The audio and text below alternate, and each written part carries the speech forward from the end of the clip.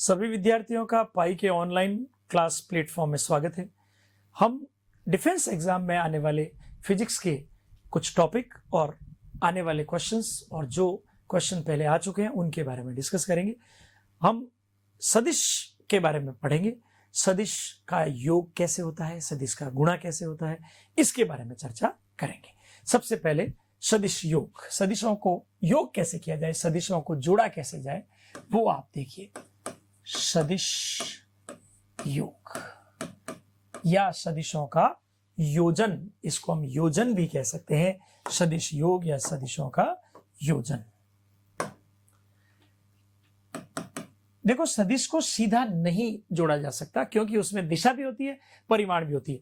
अगर केवल परिमाण होता तो आप सीधा उसका बीजगणितीय योग कर सकते थे, प्लस या माइनस करते थे। लेकिन जब दिशा की बात हो रही है तो हम केवल बीजगणितीय योग नहीं करेंगे, हम सदिश योग करेंगे क्योंकि उसमें दिशा और परिमाण दोनों है। तो सदिश योग 3 प्रकार से विशेष नियम दिए गए हैं जिसके द्वारा इनका योग संभव है। तो सदिश योग के नियम क्या क्या है आप देखिए। सबसे पहला है त्रिभुज नियम, दूसरा है समांतर चतुर्भुज नियम,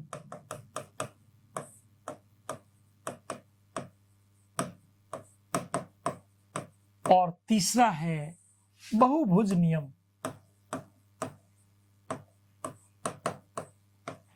अब आप देखिए त्रिभुज नियम क्या है।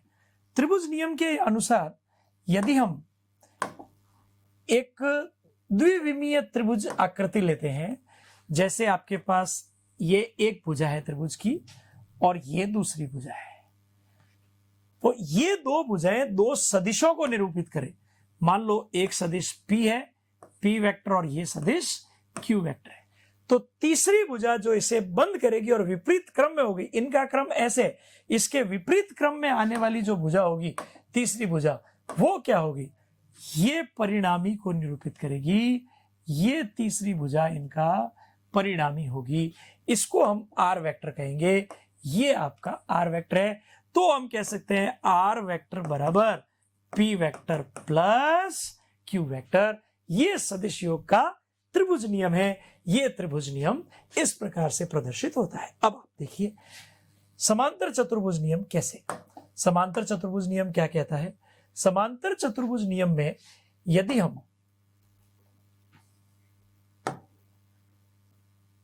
दो अलग अलग भुजाएं, संगत भुजाएं, ये देखिए आप, ये दो संगत भुजाएं, यदि दो संगत भुजाएं किसी भी समांतर चतुर्भुज की दो सदिशों को निरूपित करे, P वेक्टर और Q वेक्टर को निरूपित करे, तो इस अवस्था में जो विकर्ण इन संगत भुजाओं को काटेगा वो कैसा होगा, वो विकर्ण परिणामी होगा। इस विकर्ण को परिणामी कहा जाएगा।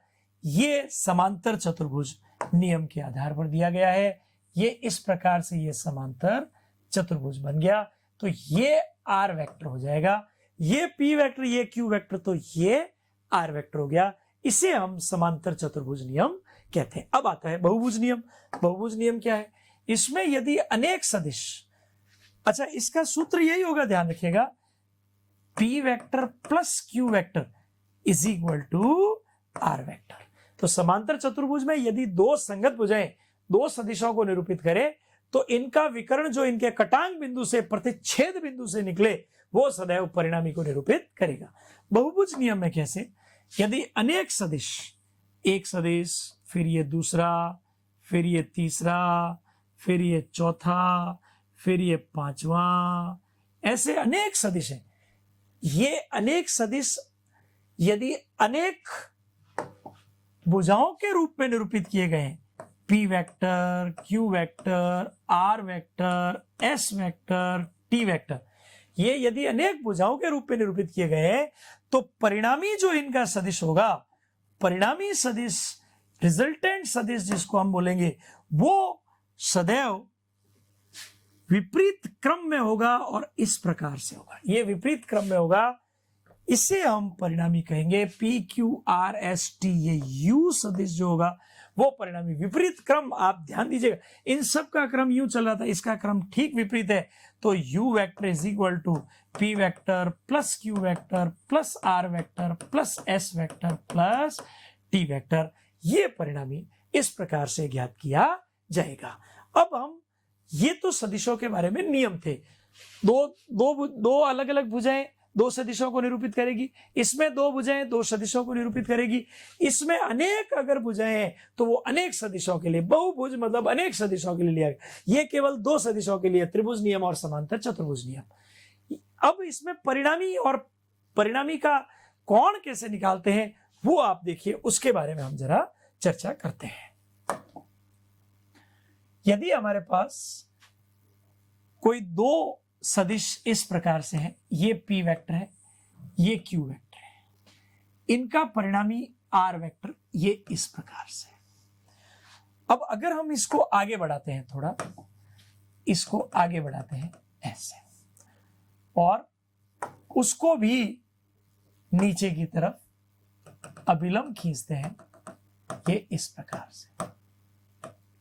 तो ऐसी परिस्थिति में ये कोण, मान लो इन दोनों के बीच में थीटा है, ये कोण परिणामी का अल्फा है, ये p वेक्टर है, ये q वेक्टर है, ये r वेक्टर है।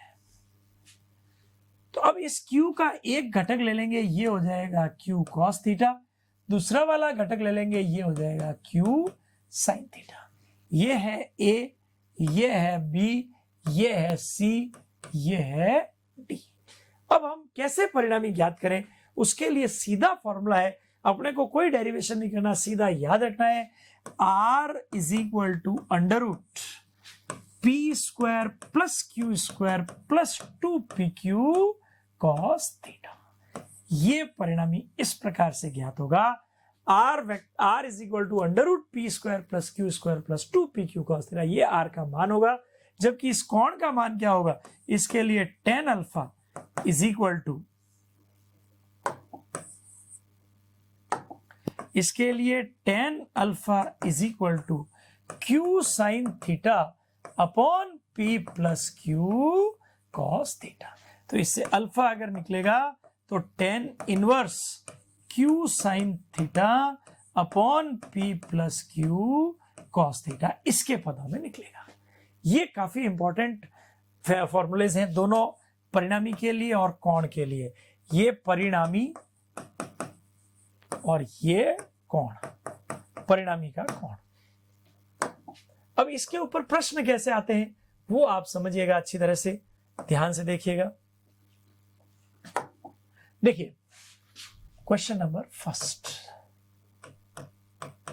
निम्न चित्र में p vector plus q vector plus r vector का मान होगा।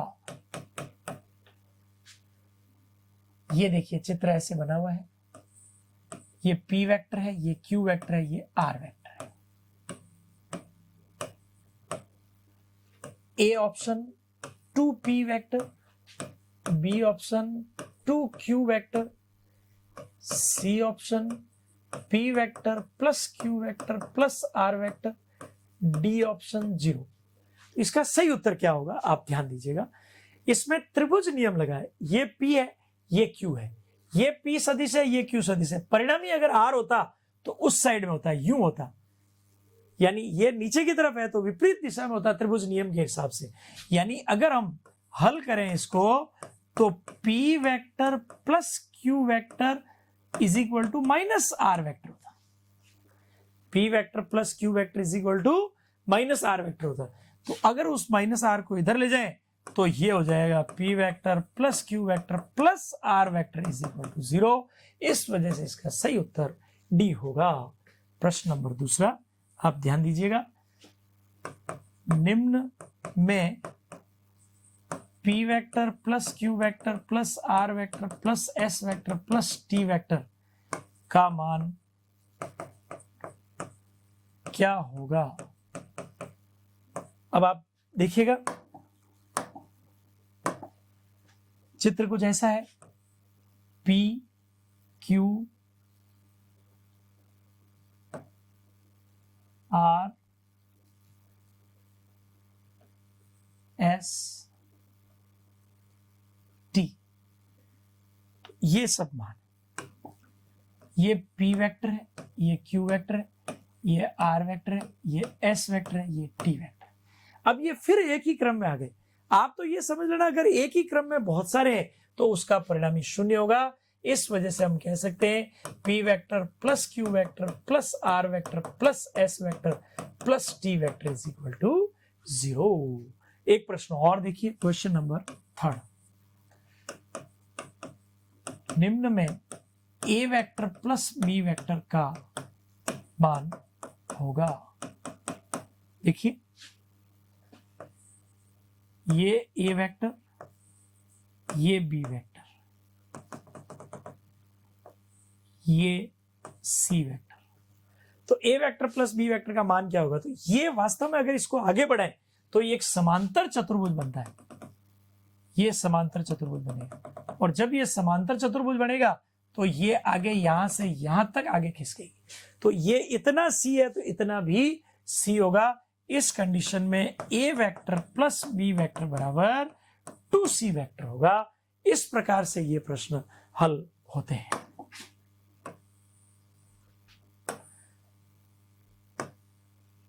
आगे देखिए, अगर अपन न्यूमेरिकल की बात करें तो इसमें अच्छे न्यूमेरिकल्स आते हैं, क्वेश्चन लॉजिकल होते हैं थोड़े, आप ध्यान दीजिएगा। क्वेश्चन नंबर 4, यदि दो सदिशों का परिमाण समान है तथा उनका परिणामी का परिमाण भी समान है, तो उनके मध्य कोण क्या होगा? देखिए, दो सदिश है, उनका परिमाण समान है और परिणामी का परिमाण भी समान है, तो उनके बीच में कोण क्या होगा? यानी P वेक्टर बराबर Q वेक्टर बराबर R वेक्टर बराबर X मान लेते हैं। ये माना, सबके समान है तो हमने मान लिया। तो अपन जानते हैं सूत्र R is equal to under root P square plus Q square plus 2PQ cos theta होता है, ये हम सब जानते हैं। तो ऐसी परिस्थिति में R स्क्वायर दोनों तरफ वर्ग कर लेते हैं, तो P square plus Q square plus 2PQ cos theta. P Q R सब की जगह x रखेंगे तो x square is equal to x square plus 2x square cos theta. x cancel हो जाएगा, minus x square is equal to 2x square cos theta. X square cut गया, cos theta is equal to -1/2। cos theta -1/2 कितने degree होता है? cos 120 degree. तो इसमें theta is equal to 120 degree आ गया, यानी उनके मध्य का कोण 120 डिग्री होगा।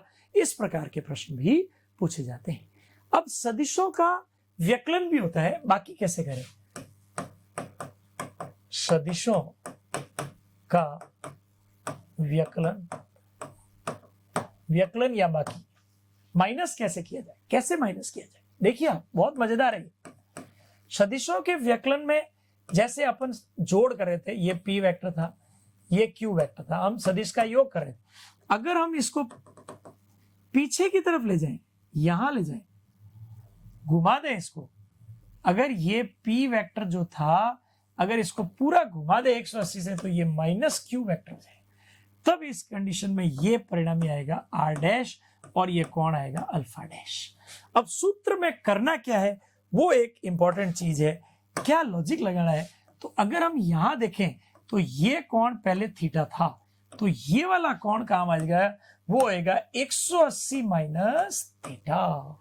तो जहां कोण हम पहले थीटा रखते थे वहां 180 माइनस थीटा रखना है। तो ऐसे में परिणामी R डैश जो होगा वो होगा under root P square plus Q square plus 2PQ cos 180 minus theta. और आप सब जानते हो cos 180 minus theta minus cos theta होता है, तो r डैश इज इक्वल हो जाएगा under root P square plus Q square minus 2pq cos theta. इस प्रकार से हम गणना कर सकते हैं। कौन कैसे निकालें, तो alpha dash is equal to formula वही q sine 180 minus theta upon p plus Q cos 180 minus theta. ये tan अल्फा डैश है, तो tan alpha dash equal to ये आ गया। तो अब इसको हल करें तो ये होता है साहब q साइन थीटा, क्यों sine 180 minus theta sine theta ही होता है, upon cos 180 minus theta minus cos theta, तो p minus q cos theta. इस प्रकार से हम परिणामी ज्ञात कर सकते हैं। कौन ज्ञात कर सकते हैं, माइनस के लिए। इसके ऊपर भी बहुत अच्छे क्वेश्चन बनते हैं, आपको बताता हूं मैं किस टाइप का। देखिए जिसमें योग और माइनस दोनों आ जाए। क्वेश्चन नंबर 5 योग और दोनों आ जाए तो कैसे, वो आप देखिए क्वेश्चन। यदि p vector plus q vector का परिमाण बराबर p vector minus q vector का परिमाण, तो p वेक्टर व q वेक्टर में कौन क्या होगा।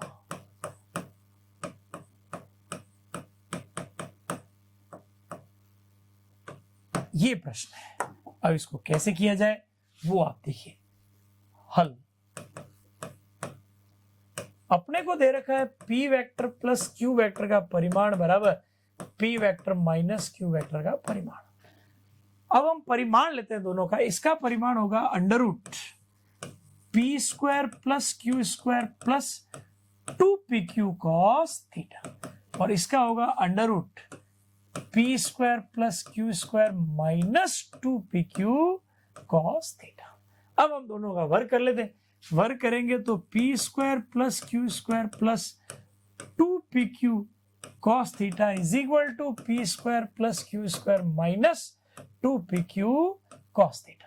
p स्क्वायर कट गया, क्यू स्क्वायर कट गया, तो ये हो गया 4pq cos theta is equal to 0।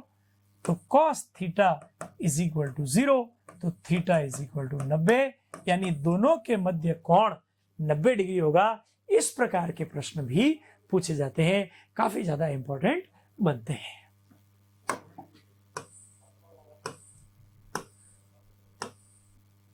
तो एक बार देखिए, हमने सबसे पहले परिणामी के बारे में आपको बताया था। ये दो सदिश p और q है, उनके बीच का कोण थीटा है और इसमें कोण अल्फा है परिणामी के साथ, और उन दोनों के बीच में कोण थीटा है। तो इनका परिणामी r बराबर under root P square plus Q square plus 2pq cos theta, और अल्फा बराबर tan inverse q sine theta upon p plus Q cos theta आएगा। अब इसमें मैंने कुछ लॉजिकल प्रश्न करवाए, जैसे लॉजिकल में ये चित्र है p plus Q plus r, इसका क्या होगा। एक चक्र में होते ही 0 होगा, दिमाग में रखना। एक चक्र में होते ही 0 हो जाएगा। ये एक ही चक्र में है इसलिए 0 हो जाएगा, इसलिए ये 0 हो जाएगा। अब आप देखिए सेकंड क्वेश्चन में वापस एक ही चक्र है, इसमें भी पूरा एक ही चक्र है। एक ही चक्र में होते ही अपन कह सकते हैं ये सारा का सारा 0 होगा।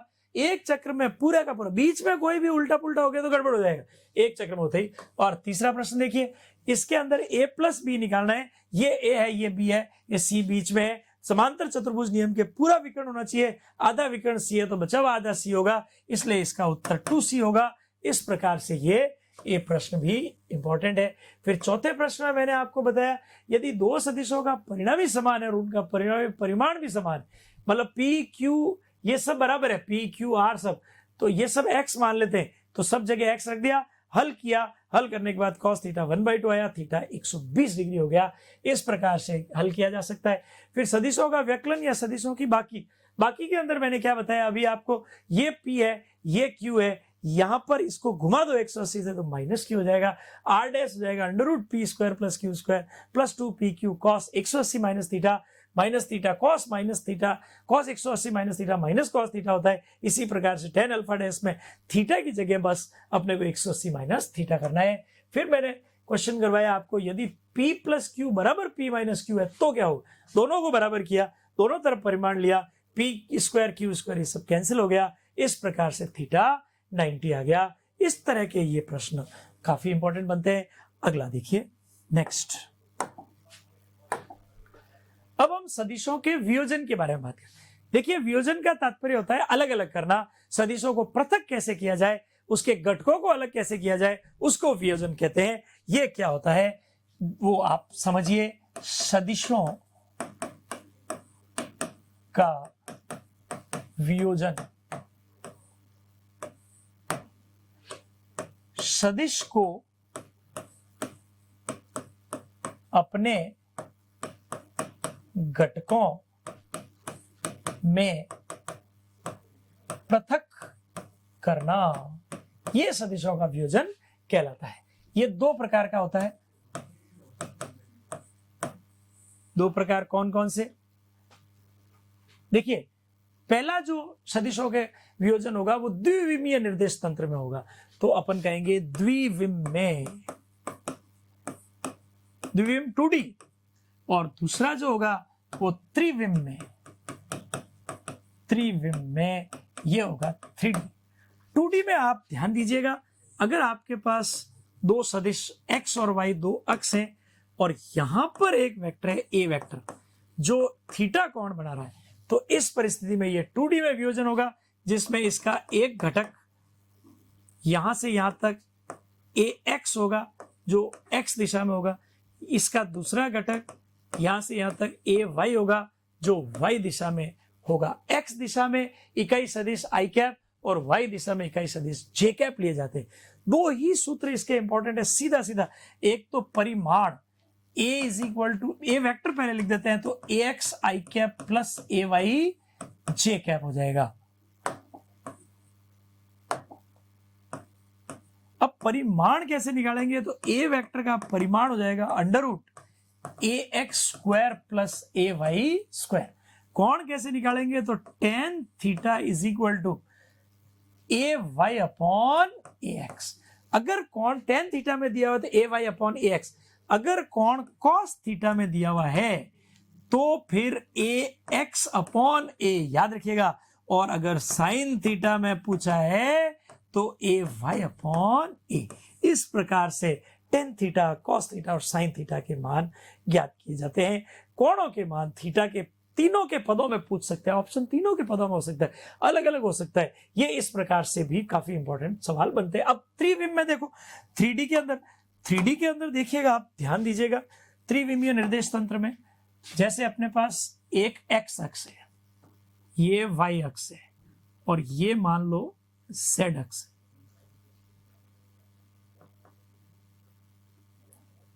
ये z अक्ष है, ये x, ये y, ये z। इधर i कैप होगा, इधर j कैप होगा, इधर k कैप होगा, ये O है, मूल बिंदु है। अब इसमें हमारे पास कोई सदिश है। अब सदिश कैसा है आप देखिए, ये सदिश है a वेक्टर। अब ये जो a वेक्टर है, अब इसके घटक कैसे ज्ञात करें, a वेक्टर के घटक कैसे ज्ञात करें, ये समझने की चीज है। तो इसके कोण क्या क्या होंगे? देखिए, इसका यहां कोण अल्फा, यहां कोण बीटा और यहां कोण गामा।